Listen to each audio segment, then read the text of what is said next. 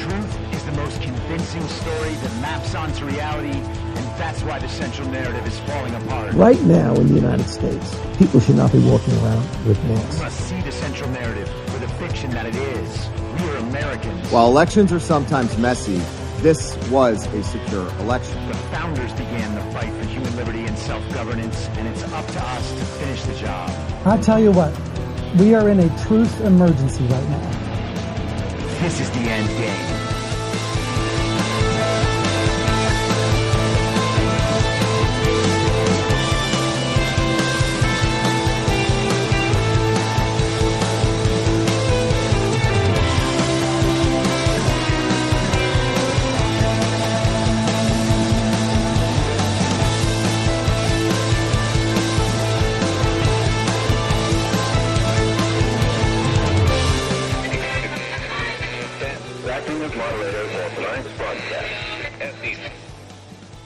It's Tuesday, February 28th, 2023, the 769th day of dystopia.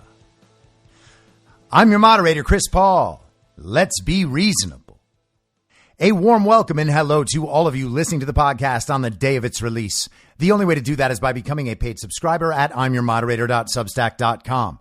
You can do so for as little as $50 a year or $5 a month, and in doing so, you will be supporting me, the work I do, and this show as it expands. And if you can't, or you simply don't want to, continue listening to the podcast for free on a wide variety of podcast platforms, and of course, Rumble. All I ask is that you share it with your friends. You can find the links to the podcast, the writing, the social media, and the merch site by visiting linktree.com/I'mYourModerator. So let's pick up on a little bit of what we were talking about yesterday with the COVID narrative collapsing even in the mainstream. We had the New York Times admitting that masks don't work. We had the Wall Street Journal letting us know that a source who viewed the classified material said the Department of Energy now believes with low confidence that COVID was the result of a lab leak in Wuhan, China. And we had Woody Harrelson talking about how Big Pharma was making a lot of money by locking people in their homes and forcing them to take Big Pharma products over and over and over again for as long as they said in order to get any semblance of your prior life back. But let's go a little bit deeper. I mentioned this on Sean Morgan's show, Making Sense of the Madness, yesterday. I'm not sure I talked about it on the podcast. It is worth mentioning briefly that Woody Harrelson's father was a hitman for the mafia and actually took credit for assassinating JFK. And it turns out that there was someone who looks like Woody's father, Charles Harrelson, potentially involved with the assassination of JFK. Now, does anybody know for sure that that's true? Nope, but it's worth thinking about. Because Charles Harrelson did say it himself and then recanted. He said, "Oh, well, I was out of my mind then. I thought maybe this stunning admission would help keep me alive for longer." And so then we get to ignore it. And Woody Harrelson seems like a hell of a guy. I've actually met him before. I think he's a wonderful dude. And I'm not suggesting anything else about Woody Harrelson. But his father has an interesting history. And because of that interesting history, it's particularly unusual to see Woody Harrelson attempting to red pill people on a historically liberal television show, Saturday Night Live. And while the response from liberals in the media and even from people in the live audience was very subdued and not at all happy, it's not like NBC pulled the show off the air as soon as Woody started talking about it, which suggests that people in power at NBC and probably a little higher up didn't really have a problem with Woody saying this sort of thing. Now it can just become a bit of a joke, which makes it feel not as dangerous. It was just about pharma profits and not about anything else. So now let's call Woody Harrelson absolutely crazy and hope that convinces people that they should not be repeating the things they heard Woody Harrelson say on TV. But let's focus in a bit more on the lab leak. This is an article from The Atlantic yesterday by someone named Daniel Engber. The headline is, "The lab leak will haunt us forever." The lab leak theory lives, or better put, it never dies. In response to new but unspecified intelligence, the U.S. Department of Energy has changed its assessment of COVID-19's origins. The agency, which was previously undecided on the matter, now rates a laboratory mishap ahead of a natural spillover event as the suspected starting point. That conclusion, first reported over the weekend by the Wall Street Journal, matches up with findings from the FBI and also a Senate minority report out last fall that called the pandemic, more likely than not, the result of a research-related incident. And already you have The Atlantic inserting the central narrative back into their assessment of this new report. They're setting it up as if this is some sort of sliding scale between a natural release and a lab leak. And so the truth is somewhere in between these 2 points. And now the Department of Energy has just gone right over that midpoint. And now they think it's just slightly more likely it was a lab leak. But that's not the case. And that's not how it works. There's no evidence anywhere in the world that it was a lab leak. The only evidence we've even been given to indicate that it might be a lab leak is doubts cast about the features of the virus that they have modeled on a computer and then assessed that it must have arisen from nature. And we know that that narrative was inserted right back at the very beginning, and it has stuck around until now. This Atlantic writer is complaining that the lab leak theory will never die. In a normal, functional, intelligent world, people would be complaining that the natural origin theory has never died. Suggesting a natural origin based on questionable doubts arising in a computer model is actually the batshit insane conspiracy theory here. And I use the word batshit both figuratively and literally. Perhaps these scientists have had too many trips to the Chinese bat cave. We're told the virus first infected humans in Wuhan right down the street from the Wuhan Institute of Virology that was working on bat coronaviruses, doing dual-use research of concern, also known as gain of function, also known as directed evolution. And we know that they were doing it with NIH, NIAID, and DoD funding facilitated through EcoHealth Alliance in partnership with the Chinese Communist Party. We also know that the people disputing the obvious conclusion one would glean from all those facts happen to lie about absolutely everything. So taking their word for it and then repeating their justifications for it as if they are convincing and conclusive is an insane conspiracy theory. But let's move on with our friend at The Atlantic. Then again, the new assessment does not match up with findings from elsewhere in the federal government. In mid-2021, when President Joe Biden asked the U.S. intelligence community for a 90-day review of the pandemic's origins, the response came back divided. Now, wait a second. Joe Biden had already shut down the Trump investigation into it and then started up his new investigation and gave them 90 days. And then everybody stopped talking about it forever. Remember how all that happened? 4 agencies plus the National Intelligence Council guessed that COVID started, as nearly all pandemics do, with a natural exposure to an infected animal. 3 agencies couldn't decide on an answer, and one blamed a laboratory accident. DOE's revision, revealed this week, means that a single undecided vote has flipped into the lab leak camp. If you're keeping count, and really, what else can one do? The matter still appears to be decided in favor of a zoonotic origin by an updated score of 5-2. The lab leak theory remains the outlier position. Well, hey, commie, it's not up for a vote. This is as crazy as putting the lab leak and natural origin on a sliding scale and imagining, well, there's just a little bit more evidence now for the lab leak.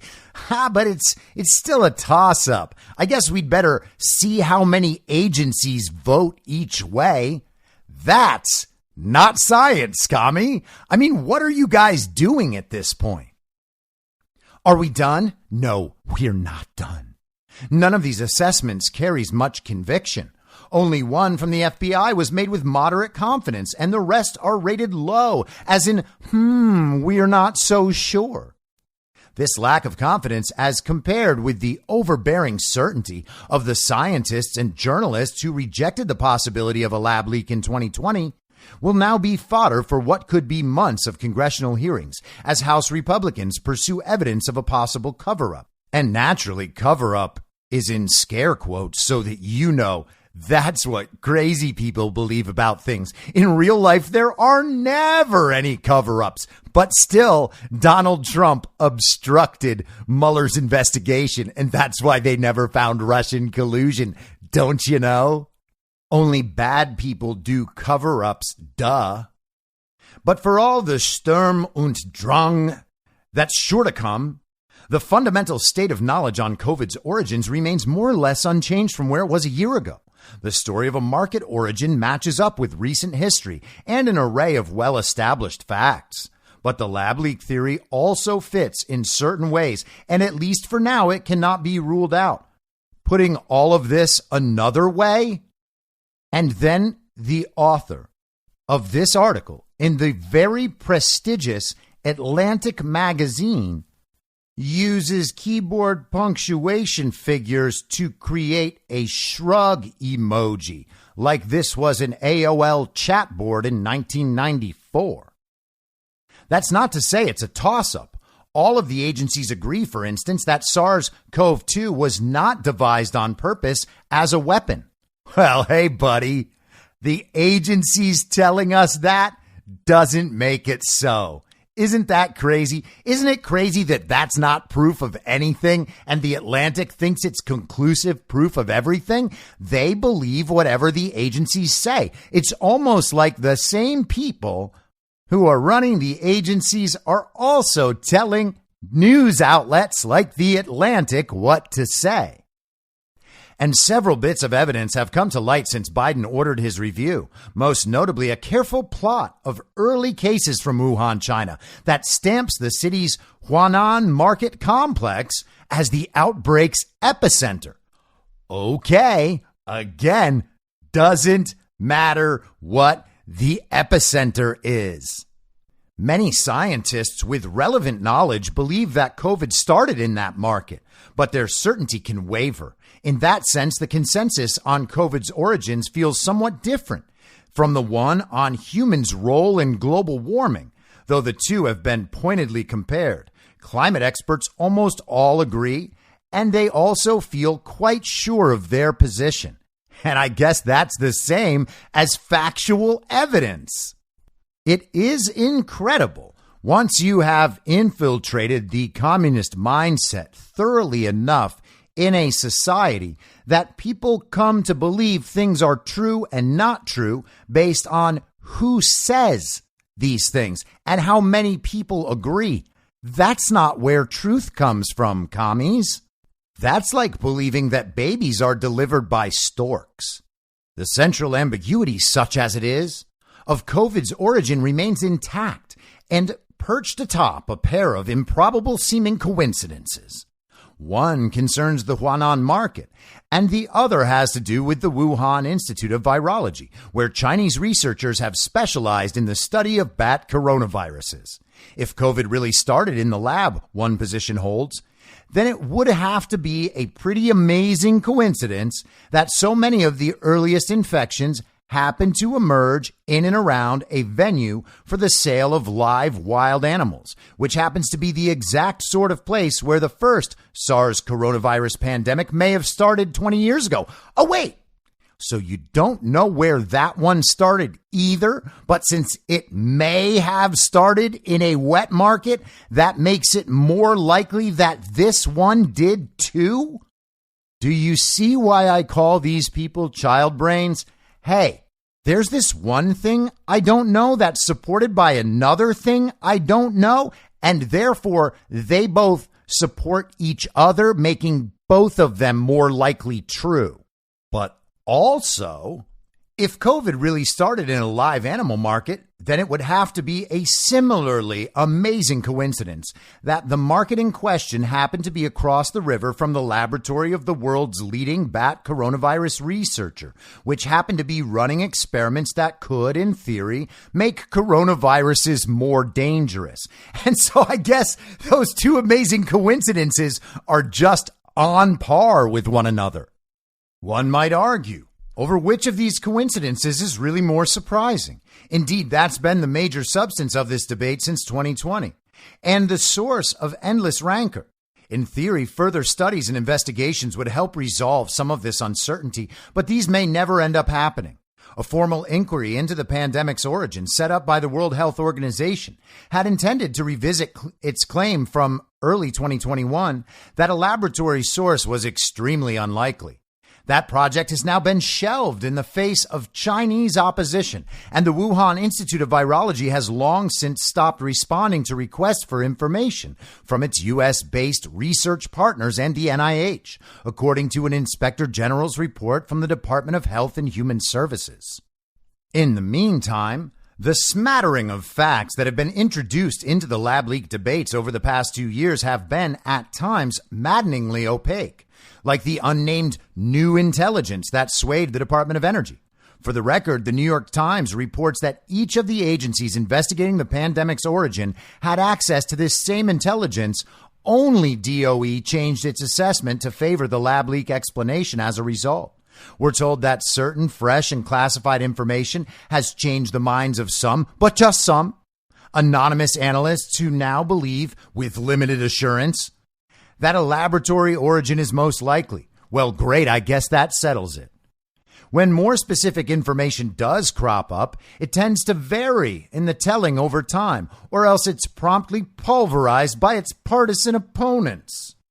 The journal's reporting, for instance, mentions a finding by U.S. intelligence that 3 researchers at the Wuhan Institute of Virology became ill in November 2019 in what could have been the initial cluster of infection.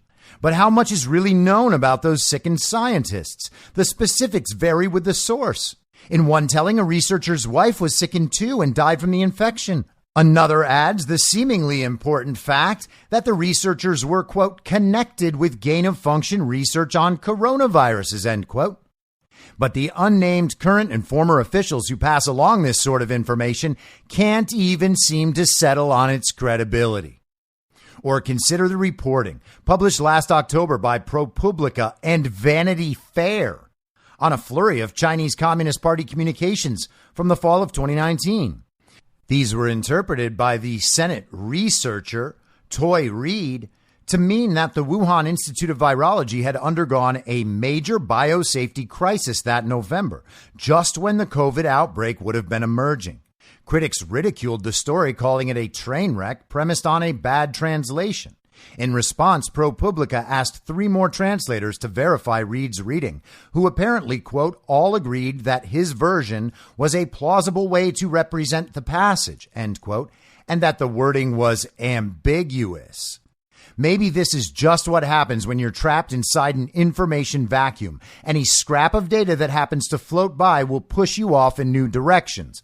Well, it seems by the end that this commie's brain might be breaking. We are not in an information vacuum. We are in a normal world where it is impossible to actually know with certainty many of the aspects of our world. And in that case, the worst position possible to take is to just simply believe and agree with whatever you are told from systems of authority that have a direct incentive to make sure you only believe one thing. But I know, Kami, we have to give them the benefit of the doubt because this situation is uncertain. And so we are good people. We are very smart people. We don't want to consider that other people might be bad, that other people might be evil or lying or just incompetent. And so we'll give them the benefit of the doubt because the situation can't be deemed 100% certain. And isn't it amazing that the benefit of the doubt always falls on the side of the regime, on the side of the people in power. We can't ever say that those people are wrong because we need those people to be right. If they're wrong, if they're lying to people like us, the smart people. And smart people wouldn't lie to people like us. People like us wouldn't lie to people like us. And right there you have the normie mindset. Right there you have the party of false decorum. These people really don't believe they could have been lied to or could have been tricked, not by people like them. These people think they are the smartest and most educated people in society. So other smart, educated people who went to similar institutions and operate in the world in similar ways, they would see us as equals. They would see us as the important people. They would want to keep us alive. They would want to tell us the truth. Even if they're going to lie to everybody else, they would still tell us the truth. And so people like this Atlantic writer actually play that out in their own lives, and they believe it. There is no way that the experts in government and the experts at the Defense Department and the experts at Big Pharma and the experts in public health, the experts in academia, the experts in the media and tech and corporations, there's no way that all of those experts would ever lie to people like them. They wouldn't do it. Yes, they would lie to other people, but that's because all of those dumb people are causing problems for everybody else, most particularly people like us. And see, the thing is, those dumb people, that's who we're trying to save. People like us are trying to save those people, and they just won't let us do it. And so to convince them to let us save them, sometimes we have to lie to them. And so, yeah, all those experts do occasionally lie to those people, but they don't lie to us. They never lie to us. And because of that, and because the situation is in doubt, sure, every bit of obvious reality in front of us indicates one thing, but all the experts are saying the other thing. And so maybe the truth is somewhere in the middle. We'd better give these people the benefit of the doubt. They are like us after all. We have to assume they're good people just like we are. And so we're going to obey them again. We're going to come down on their side, and it's just going to be right. And the thing is, you can't tell us that we're wrong because all of the experts agree with us. And so when you tell us we are wrong, that just confirms how stupid you are because you won't listen to the experts. And how do we know that this is the right way to process information, indeed to process our entire world? Well, that's what we were taught in school. This is what we've learned. That's how we became the most educated. So why, when we are the only people formally trained to be able to understand the things that the experts pass down, why would we ever listen to all of those people the experts have been lying to? Sure, the experts lie to them, but they save the truth for us. Why? Because we're the ones who have always done what the experts say. Of course they're going to prefer us. Of course they're going to tell us the truth. And we're going to have to believe it because, hey, if they're wrong, that would mean that we poisoned ourselves because the TV told us to. Oh man, that would mean that we injected ourselves with a toxic experimental substance that can't protect us from a disease that can't kill us. Well, man, thank goodness that's only what crazy people are saying and not what the experts are saying. Am I right? Okay. So where are we on the lab leak thing? Well, only the very stupidest and most complicit and compliant people in the history of humankind believe in the natural origin theory. There is absolutely no doubt about the research being done in the Wuhan lab. The documents prove it overwhelmingly. The funding proves it as well. And it was done hand in hand with the CCP.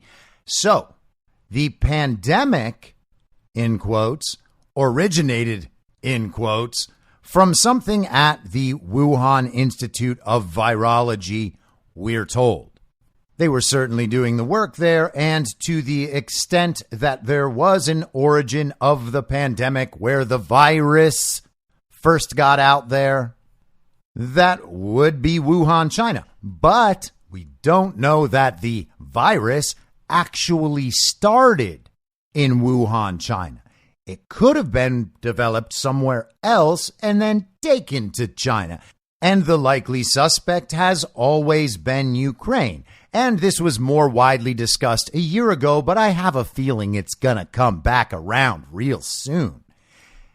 This is from last year in Newsweek, March 10th, 2022, by Yuanan Palmer, who's the guy over at Newsweek tasked with covering all of the conspiracy theories and telling everyone how the conspiracy theories aren't true, even though he has no idea what the conspiracy theories even claim in the first place. This is the headline of that article. Russia claims U.S. using COVID samples to create bioweapons in Ukraine. As part of the attempts to push misinformation to justify its invasion, Russia is falsely claiming that the U.S. is experimenting with bat coronavirus to create biological weapons in Ukraine.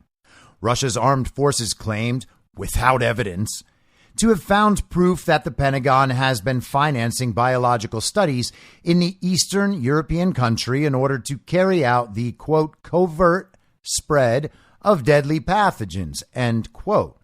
It's odd that Yuanan says that Russia's armed forces claimed without evidence to have found proof. So that is them claiming it with evidence, and you're saying it's not evidence. They are saying, hey, we found evidence. It was in the biolabs. And they actually took that evidence to the UN Security Council. But Yuanan Palmer doesn't care about that. To Yuanan Palmer, that is not evidence. That is a baseless claim. Of course, they did publish those documents and did take them to the UN. So there must be something to them, right, Yuanan? Or is it like Colin Powell's little vial of anthrax? It's just propaganda. And you can know because the U.S. Defense Department and the U.S. media says so. The speculation was presented, again without evidence, and arrived after Russia had already attempted to revive a years-old conspiracy that there exists U.S. military labs in Ukraine developing germ warfare capabilities. Victoria Nuland herself, in Senate testimony, admitted that there are Defense Department labs in Ukraine. Defense Department funded labs in Ukraine. Barack Obama and Dick Lugar took a trip over there in 2005. Those labs have been there for a long time. This stuff is beyond dispute now. We also know that Hunter Biden was facilitating funding to these labs through a company called Metabiota. So we can't just pretend that all of this is nonsense. Of course, it's not. According to the documents in Ukraine in 2022, the American side planned to conduct work on bird, bat, and reptile pathogens, and then subsequently proceeding to researching the possibility of them transmitting African swine fever and anthrax. Russian Defense Ministry spokesman Igor Koneshnikov told reporters via the Russian news agency TASS. Okay, so that is the Russian Defense Ministry. Are they spreading propaganda? Maybe. That's totally possible. Except they said they had the evidence. They retrieved the evidence from the biolabs, and they took that evidence to the UN Security Council. So I guess we're just going to have to see what happens. But you can't just simply dismiss it out of hand because they're Russian.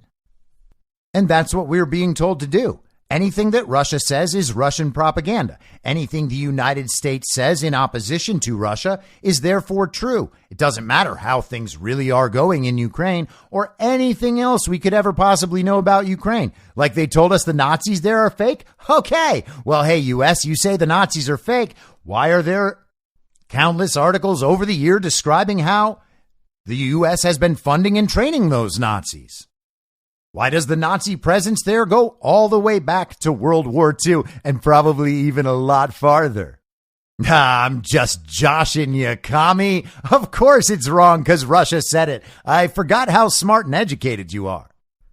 As the documents show, at the biological labs created and financed in Ukraine, experiments were held with the samples of bat coronavirus. The goal of this and other biological studies in Ukraine, financed by the Pentagon, was the creation of a mechanism of the covert spread of deadly pathogens.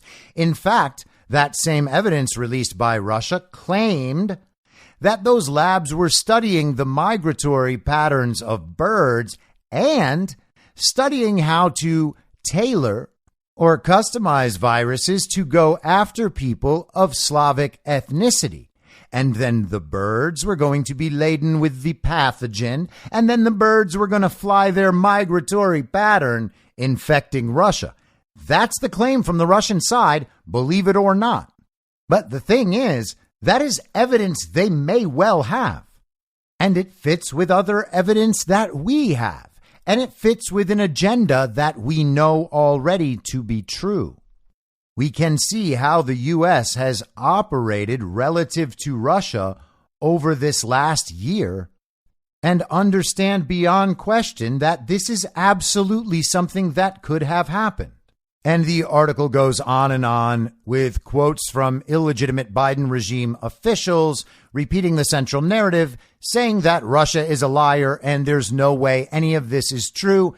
If you say it's true, you are a conspiracy theorist and indirectly killing someone's grandmother. But then there's also this from yesterday. This is in Real Clear Politics. Philip Wegman. White House tells Real Clear Politics Biden supports safe and secure gain-of-function research. While the White House reported Monday that the U.S. intelligence community has not yet reached a consensus on the origins of the COVID-19 virus, the Biden administration voiced support for the practice of gain-of-function research, so long as it was done safely, securely, and with transparency. And it is worth noting that former illegitimate Biden administration communications hack Jen Psaki was out on MSNBC making sure that everyone focused on the quote unquote low confidence with which the Department of Energy chose their new position. And of course, that low confidence was reported via a source that had access to the classified information. So it's already levels away from the origination of that source.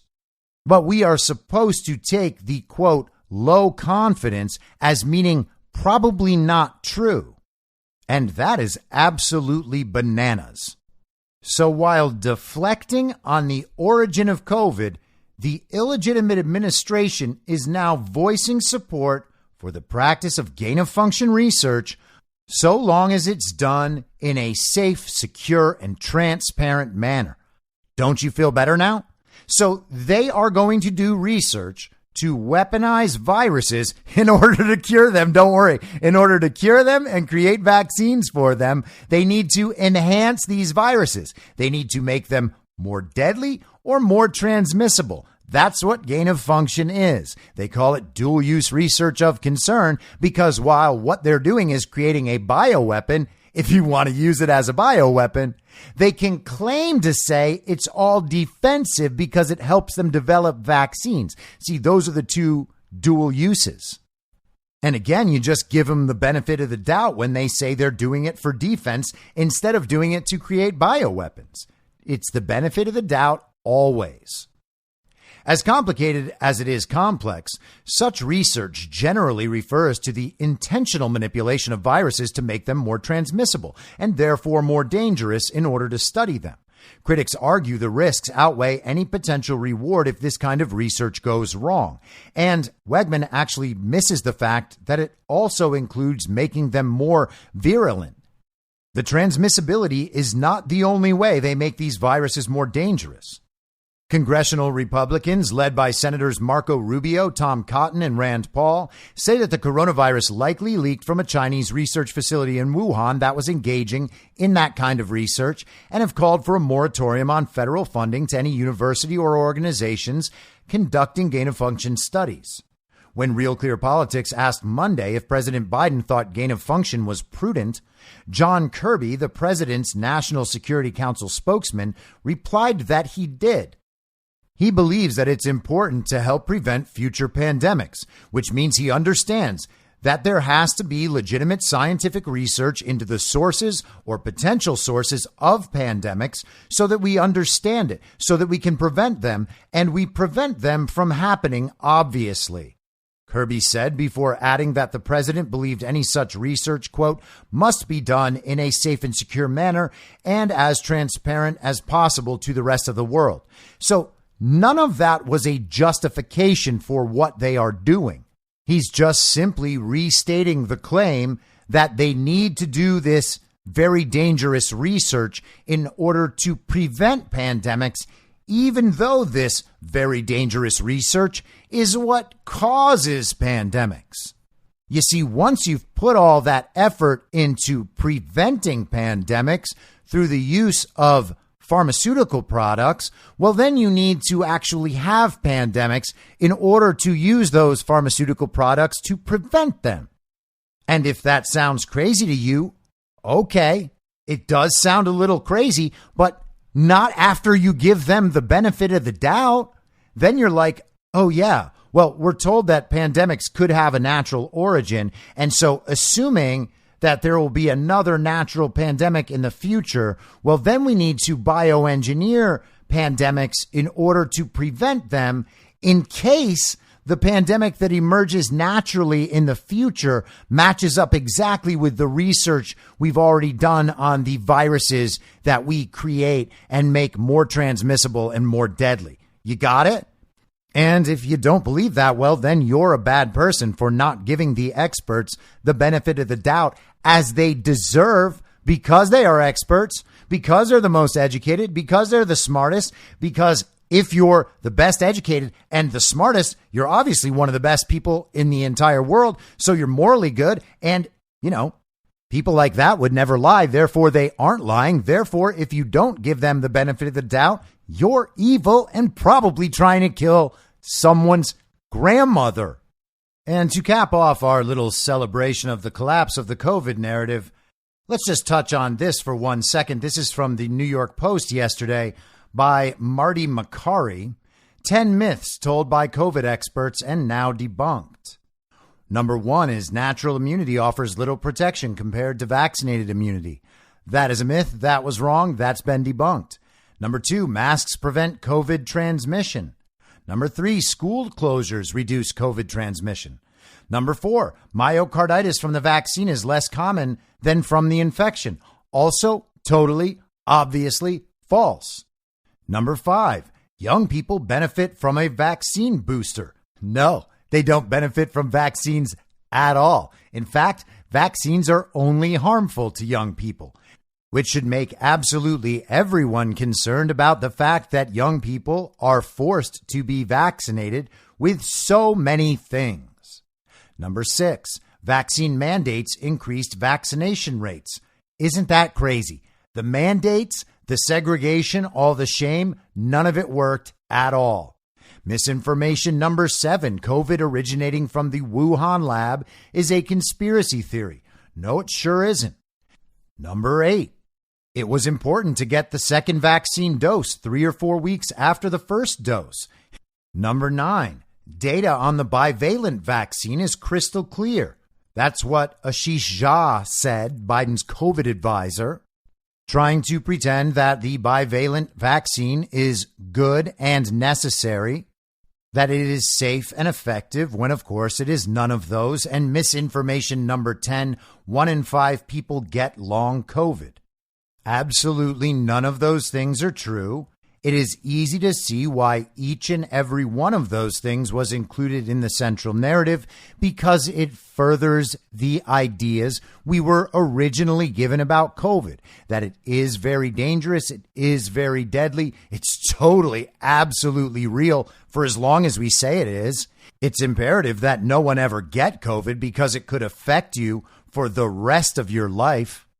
And so the lockdowns, the social distancing, the masking were all warranted. The school closures and business closures, all warranted. And the vaccines are warranted. And of course, the vaccines are very safe and very effective and absolutely not harmful. But none of it is true, and we know why they said it. Which means that the people still believing any of it, much less all of it, are making some extremely bad decisions. Now, I talked last week about the upcoming election in Nigeria and the fact that Tony Blinken, Samantha Power, and our UN ambassador, Linda Thomas Greenfield, made a little video talking about how they were there to provide assistance and encouragement for the people of Nigeria to have the safest and most secure election in world history. They were standing by with resources to help, a website to tell people exactly where and how to vote. Well, now we have this from yesterday, Zero Hedge. Why is election denier Stacey Abrams overseeing elections in Nigeria? Wow, isn't that amazing? The human election fraud machine herself has gone to Nigeria to help with elections. It's an odd case of juxtaposition. A politician well known for refusing to accept election outcomes based on dubious claims is now helping to oversee the integrity of elections in an unstable foreign nation like Nigeria. Democrat and failed Georgia governor candidate Stacey Abrams is famous for her hypocrisy when it comes to accusations of election rigging, while attacking conservative candidates for also questioning elections. Abrams refused to concede to Republican Brian Kemp after the Georgia election results of 2018, claiming that the election was stolen due to voter oppression tied to discrimination. She specifically targeted rules restricting some mail-in ballots and absentee ballots. Federal courts ruled there were no grounds for her accusations. Abrams has long been an avid defender of absentee ballot harvesting tactics and claims rules against the practice are race-related. The methodology of ballot harvesting has long been a boon for Democrats in the U.S. as a means to secure election wins through absentee votes, which are collected by political operatives from people's homes and then delivered to polling places. Suspicions over ballot harvesting and the potential for vote rigging within the chain of custody have been the cause of numerous election conflicts, including conflicts over the 2020 presidential election. The former governor's candidate is also known for her aggressive opposition to voter ID laws designed to prevent non-citizens from casting in U.S. elections. Abrams is strangely now in Nigeria, joining the National Democratic Institute along with the National Republican Institute on a mission to observe elections and encourage voter participation. The diplomatic initiative includes a contingent of globalist think tank representatives from institutions like the Atlantic Council and the Woodrow Wilson International Center for Scholars, which is heavily involved in diversity and equity programs similar to ESG efforts. The NDI and NRI are focused on convincing younger voters to appear at polling stations, which seems to be a fair mission. However, with widespread delays and attacks on some polling stations, there are questions of corruption and foreign interference. The groups involved in the effort are predominantly concerned with the spread of globalist policies. Why Stacey Abrams and why Nigeria? It's hard to say, but one of the major candidates for president of Nigeria is Bola Tinubu, a member of the Socialist All Progressives Congress Party, and Tinubu has some ties to Barack Obama, just as Abrams is a close associate of Barack Obama. While Joe Biden's interest in Tinubu is less certain, his former boss and the Democrat Party asked the Nigerian socialist to attend the Democrat National Convention in 2012, allegedly offering him a gold card invitation. The circumstances surrounding the level of favor garnered by Tinubu's DNC invitation are debated. The leftist-oriented Woodrow Wilson Center, which as noted is part of the NDI election oversight operation in Nigeria, has also taken a special interest in Tinubu, inviting him to speak in 2014 on the value of opposition parties in progressing Nigeria. It is well known that Obama campaigned for Stacey Abrams in 2018 and 2022, and Abrams received an NAACP Social Justice Impact Award from Michelle Obama. The former First Lady said she was especially impressed by Abrams' ability to double down after losing her bid for the gubernatorial race in 2018. Is there an interest among establishment globalists for pushing Tinubu as president? Economically, many see Nigeria with its oil reserves and large population as the key to Africa, and there is certainly an interest growing among internationalists to prevent the People's Democratic Party, which is viewed as far more conservative, from gaining power. But Tinubu is not the only candidate the globalists have taken an interest in. There is also Peter Obi, who is often referred to as the Obama of Nigeria and the head of the Labour Party, another socialist-oriented group. Obi is, interestingly, garnering a large percentage of the youth vote in Nigerian polls, and Stacey Abrams and the NDI have been trying to mobilize those same young voters through ground actions as well as through social media. This may be a case of the establishment seeking to play two sides of the Nigerian election in their favor. And probably more accurately, it is a case of the globalist movement, both sides of the uniparty, making sure that a candidate is installed who is favorable to the uniparty and to the global regime so that they can come in and build infrastructure and make Nigeria more green and eco-friendly, more climate conscious. They want to introduce all of Nigeria to the 2030 agenda. This is why they steal elections around the world. We have talked about the elections extensively in Myanmar, in countries like Burkina Faso, and I have said on this podcast many times, I encourage any new listener to go into any unrestricted search engine and begin looking up election fraud. Just put any country around the world into your search engine with the words election fraud and with potentially the word Soros or Obama, and you will see a narrative unfold before you, often in Reuters, a mouthpiece of global state propaganda, that is very similar to the narrative that we had in the United States. We had BLM Antifa. Other countries have cartels. They have illegal immigrants causing problems in elections, or they have terrorist groups. Those all serve the same functionality in the color revolution. There are various claims of election fraud, different styles of election fraud, all of those represented by the election fraud tactics within the United States. And the winners chosen in contested and fraudulent elections are always the winners who work in accordance with the global regime. In some places, those winners actually get deposed and prosecuted and imprisoned, as they have been in Myanmar, which also had a very similar group to BLM Antifa doing public protest and destabilizing that society. They also had to remove the funding and bank access of George Soros and the Open Society Foundation because they were there in Myanmar funding the theft of their elections and thereby their country. And the installed winner of that fraudulent and stolen election, who has now been deposed and imprisoned, Aung San Suu Kyi, is an ally of Barack Obama and the Clintons and George Soros. The same playbook happening all over the world at different times with slightly different details, but the same underlying narrative. You can see it for yourself. It's not even hidden. We're just told it's crazy to think about it. But it's not a conspiracy theory. It's a system. You can see the system work. You can see the system produce the results it's intended to produce. Stacey Abrams, the globalist think tanks, and some Republicans, as always, are over there to make sure the proper leader is installed. They're not encouraging the youth vote. They are providing a narrative as to why the election was won for one side. And even if absolutely every single thing I said was wrong and a conspiracy theory, and of course none of it is, but even if it was, it would still be absolutely reprehensible, detestable, and un-American for Americans to be involved in a foreign country's election.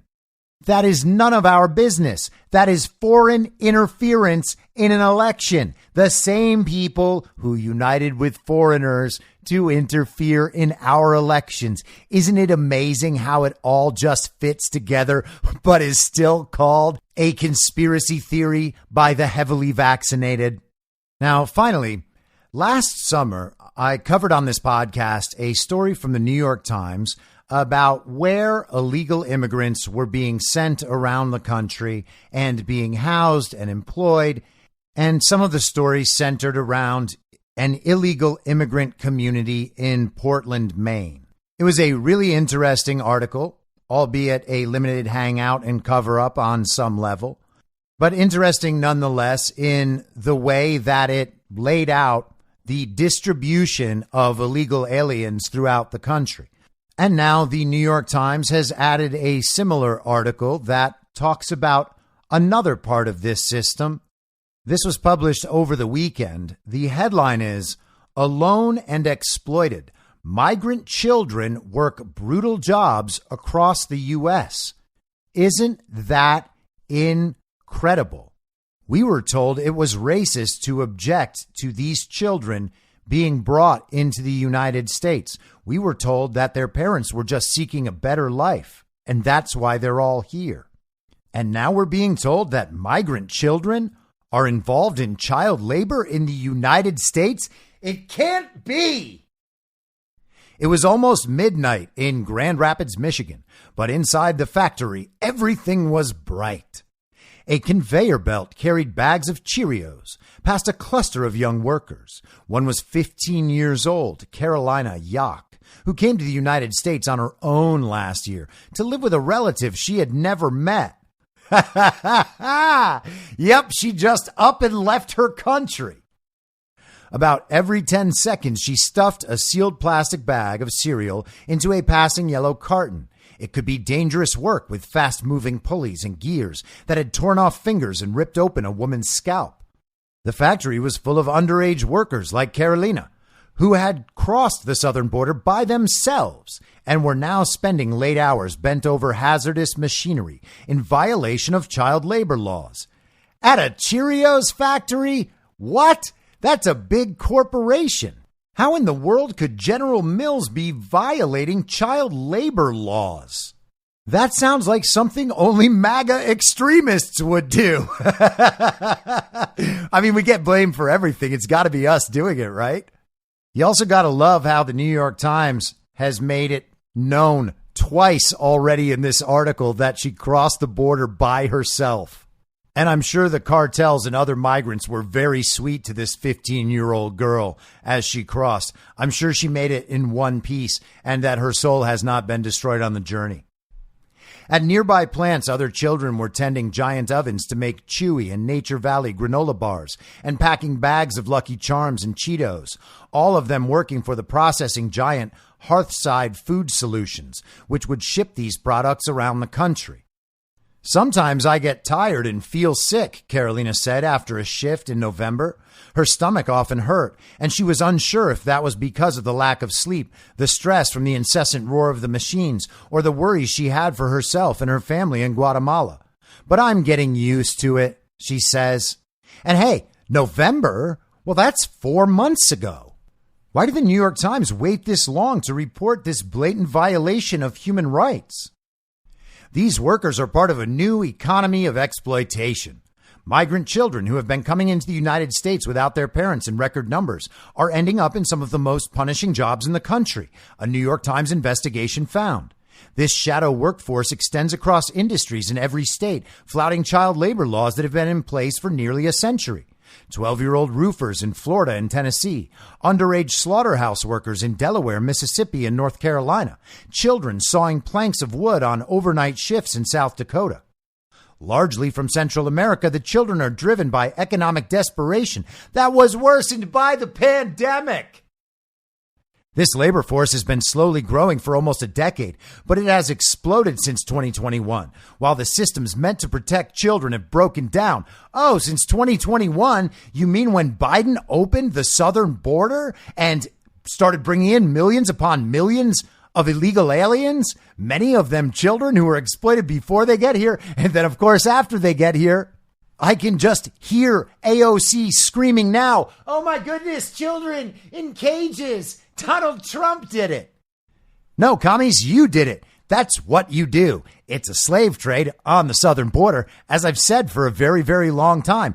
It's essentially a mirror of the slave trades we always heard about in the history books. The NGO, the powerful global entity, part of the global regime, just goes into an area of a country that the global regime has impoverished. They find migrant workers who want to leave their terrible conditions, and then they ship them overseas.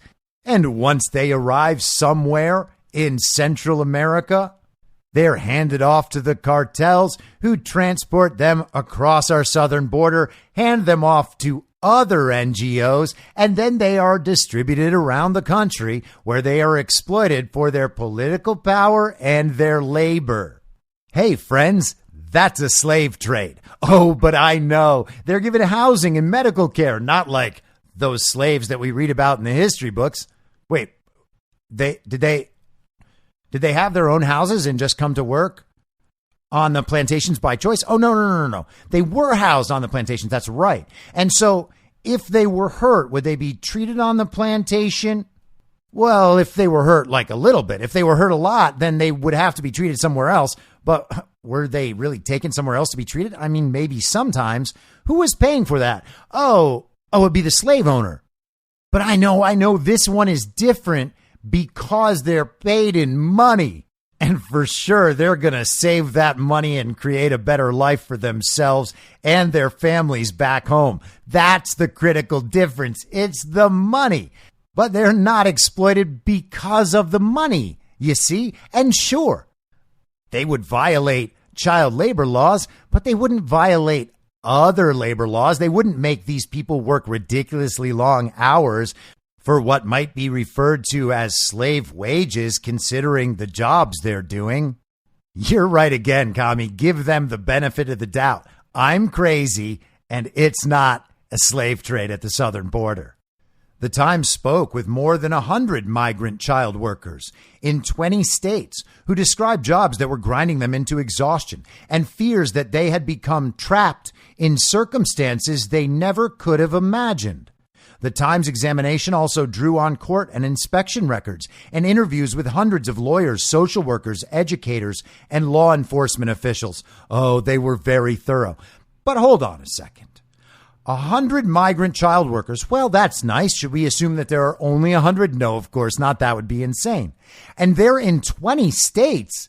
So this is like a normal thing that we bring in illegal aliens and then put them to work as children in 20 states? What kinds of companies are employing these child migrant workers? And are we supposed to imagine that these child migrant workers are going to these states and renting an apartment and then beginning to go through help wanted ads and go on job interviews and say, yes, your terms are acceptable, I would like to work here? Well, no, commie, that would be utterly ridiculous. Are you going to give them the benefit of the doubt on that one too? Because there's no way in hell that's what's happening. In fact, if that was what's happening and we had this labor void that we needed to fill with all of these migrant workers, then why would they feel trapped? Wouldn't they feel empowered by the economic opportunities available in America? I mean, that is how they were sold on the journey in the first place. You would think they'd have every opportunity to leave that place of employment and go somewhere else where they aren't mistreated, except they don't. And why is it okay? Because they're so economically destitute that they don't have a choice. That's what we're being told by the New York Times. That's what we're being told by the regime. And that, we imagine, is an acceptable justification for bringing illegal aliens into the country and then putting them into child labor and jobs they can't leave. But I know, commie, gotta give them the benefit of the doubt. And we're racist for bringing it up. I get it. We hate black and brown people. And that's why we don't want them brought here to be exploited in child labor. You're so smart. Must be all that education. In town after town, children scrub dishes late at night. They run milking machines in Vermont and deliver meals in New York City. They harvest coffee and build lava rock walls around vacation homes in Hawaii. Girls as young as 13 wash hotel sheets in Virginia. In many parts of the country, middle and high school teachers in English language learner programs say it is now common for nearly all their students to rush off to long shifts after their classes end. And of course, they have to keep going to those classes. That is part of the deal they make. And in those English language classes, they are taught anti-American political values. And I know that firsthand because my ex-girlfriend at the beginning of COVID was a Mexican immigrant from Guadalajara who was learning English. And in her English classes that she had found recommended in immigration resources, they used to have the students practice anti-Trump phrases in English and have conversations in English about how Donald Trump is racist. They are literally teaching immigrants to speak by repeating anti-American narratives. Not a joke, not a conspiracy theory. It's a system. You can see the system at work and you can see the results it produces. They should not be working 12-hour days, but it's happening here, said Valeria Lindsay, a language arts teacher at Homestead Middle School near Miami. For the past 3 years, she said almost every 8th grader in her English learner program of about 100 students was also carrying an adult workload. Migrant child labor benefits both under-the-table operations and global corporations, the Times found. In Los Angeles, children stitch Made in America tags into J. Crew shirts. They bake dinner rolls sold at Walmart and Target, process milk used in Ben & Jerry's ice cream, and help debone chicken sold at Whole Foods. Oh, Amazon. Isn't it amazing how liberal and globalist these corporations are? Walmart, the Walton family, Target, Ben & Jerry's, those two dumb hippies, and Whole Foods, that is now legitimately just Amazon. Jeff Bezos' Amazon. Amazing. As recently as the fall, middle schoolers made Fruit of the Loom socks in Alabama. In Michigan, children make auto parts used by Ford and General Motors. Oh, Ford, that's that company that helped the Nazis out in World War II, and now we just pretend it never, ever happened. The number of unaccompanied minors entering the United States climbed to a high of 130,000 last year, 3 times what it was 5 years earlier. And this summer is expected to bring another wave. These are not children who have stolen into the country undetected. The federal government knows they are in the United States, and the Department of Health and Human Services is responsible for ensuring sponsors will support them and protect them from trafficking or exploitation. Oh, I guess the system broke down. Mistakes were made, but everybody was probably just trying to help. The problem is just too big. I mean, all these children are just escaping gangs and climate change. There's too many of them to care for all of them properly. If you want us to even try, you're going to have to give us way more resources. And until then, you're just going to have to give us the benefit of the doubt. But as more and more children have arrived, the Biden White House has ramped up demands on staffers to move the children quickly out of shelters and release them to adults. Caseworkers say they rush through vetting sponsors. Oh, wait, you don't vet the sponsors? You transport illegal alien children into the country, and then the illegitimate administration facilitates them being placed with sponsors and into jobs and education without vetting the sponsors. And we do it because there's just such a big need, and we have to give them the benefit of the doubt because they say they're actually trying to stop trafficking and exploitation, and it just turns out they're creating more of it. Yeah, you're right. Give them the benefit of the doubt because people like them would never lie to people like you, commie. You're educated. You're smart. You're a good person. That's how you know beyond a shadow of a doubt that the smartest and most educated people must indeed be good people, just like you. So it's better to ignore it all, commie. You nailed it again.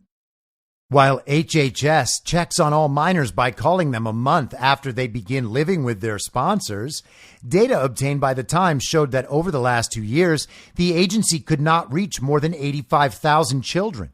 Overall, the agency lost immediate contact with a third of migrant children. Wait, what? That's tens of thousands of children who've just, poof, disappeared. Are they alive? Are they being trafficked? Are they being exploited? Are they on drugs? Have they become prostitutes? Were they murdered? Are all their organs intact? And I know, it sounds bad. It sounds like a conspiracy theory, except for the fact that it happens. It happens around the world. Are we going to pretend it doesn't happen here? Well, there's no way to find out, is there? So I guess we better give them the benefit of the doubt again, because they wouldn't do it. There are numerous places along the process to continually ensure that a placement is in the best interest of the child, said the spokeswoman, Kamara Jones. And I guess we're just going to have to trust Kamara and trust the process because, of course, the experts put the process in place and we have to trust the experts. If the process doesn't work, it's because there's no way to fully solve the problem. The problem exists. There's nothing to do about it. We're doing our best. You got to give us the benefit of the doubt. Far from home, many of these children are under intense pressure to earn money. They send cash back to their families while often being in debt to their sponsors for smuggling fees, rent, and living expenses. That sounds exactly like indentured servitude because it is indentured servitude. It's getting to be a business for some of these sponsors, said Annette Pasalacqua, who left her job as a caseworker in Central Florida last year. Miss Pasalacqua said she saw so many children put to work and found law enforcement officials so unwilling to investigate these cases that she largely stopped reporting them. Instead, she settled for explaining to the children that they were entitled to lunch breaks and overtime. You actually have to feel for this lady because she cared even a little bit. But what does it mean that law enforcement officials won't do anything about it? Well, that sounds like it means that they are part of the system that I'm describing. Isn't that incredible? It actually is a system. It's not a conspiracy theory. It's not an accident. If it was an accident, people would actually care about solving it, but they don't. They're just telling us so that we can feel bad about it and then reaffirm that the best solution possible is to further empower the government to stop something that the government started. That's the smartest answer again, isn't it, commie? You guys always know what's what. It's because you're so smart and so educated. Sponsors are required to send migrant children to school, and some students juggle classes and heavy workloads. Other children arrive to find that they have been misled by their sponsors and will not be enrolled in school. Oh, so it's only the lucky ones that get to go into the indoctrination system. Some don't even get school. They just get put to work in dangerous jobs. And hey, if they die, well, that's sad.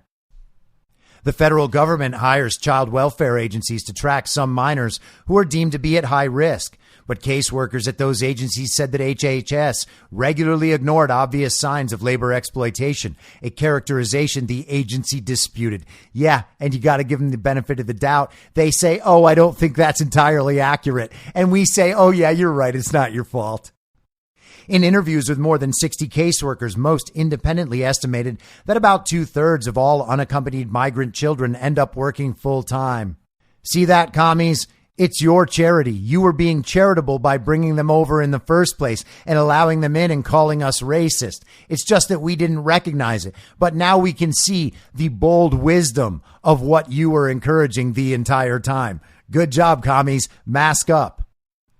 A representative for Hearthside said the company relied on a staffing agency to supply some workers for its plants in Grand Rapids, but conceded that it had not required the agency to verify ages through a national system that checks social security numbers. Unoccupied migrant children often obtain false identification to secure work. Oh man, I hope that there aren't any illegal aliens obtaining false identification to vote. Gosh, what a crisis that would be. We are immediately implementing additional controls to reinforce all agencies' strict compliance with our long-standing requirement that all workers be 18 or over, the company said in a statement. Oh, I'm sure they're going to follow through. Oh, I'm sure that the agency will clean up their act and never again send you a child laborer. At Union High School in Grand Rapids, Carolina's 9th grade social studies teacher, Rick Angstman, has seen the toll that long shifts take on his students. One who was working nights at a commercial laundry began passing out in class from fatigue and was hospitalized twice, he said. Unable to stop working, she dropped out of school. She disappeared into oblivion, Mr. Angstman said. It's the new child labor. You're taking children from another country and then placing them into almost indentured servitude. Well, there's no almost about it, Mr. Angstman. And perhaps this explains why all of those Illinois schools have 0 children who can read or do math at grade level. It's because they can't even speak the language. What exactly is going on in these schools?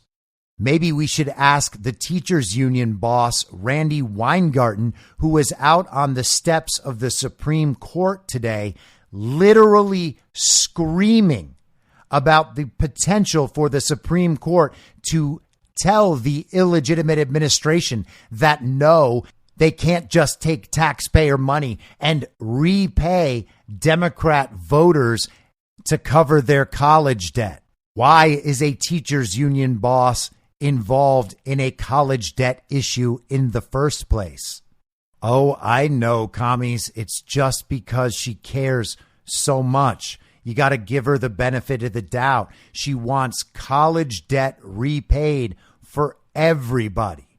And she's simply working so hard at that she can't fix the problem of illegal aliens failing to learn anything in school.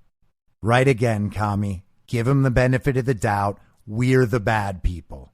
Just as always, but it's not a hate movement.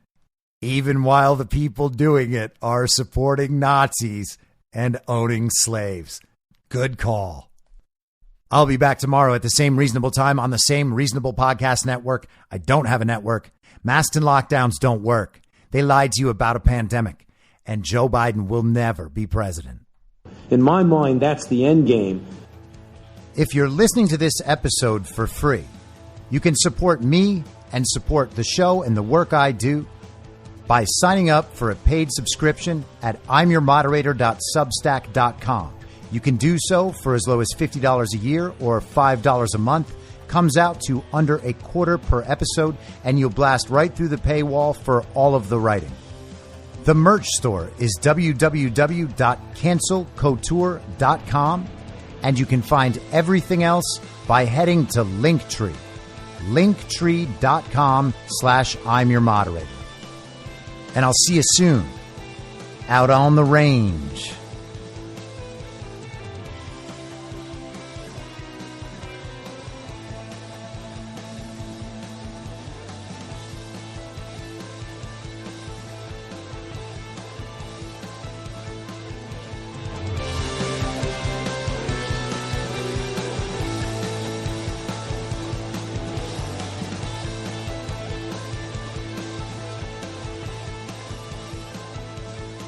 It's